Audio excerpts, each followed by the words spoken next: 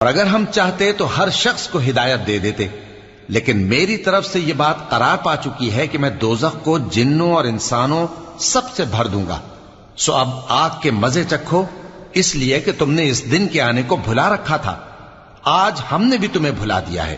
اور جو کام تم کرتے تھے ان کی سزا میں ہمیشہ کے عذاب کے مزے چکتے رہو۔ ہماری آیتوں پر تو وہی لوگ ایمان لاتے ہیں کہ جب ان کو ان کے ذریعے نصیحت کی جاتی ہے تو سجدے میں گر پڑتے اور اپنے پروردگار کی تعریف کے ساتھ تسبیح کرتے ہیں اور غرور نہیں کرتے۔ ان کے پہلو بچھونوں سے الگ رہتے ہیں،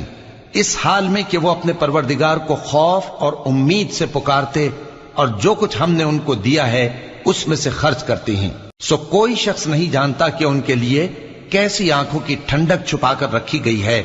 یہ ان اعمال کا صلہ ہے جو وہ کرتے تھے۔ بھلا جو مومن ہو وہ اس شخص کی طرح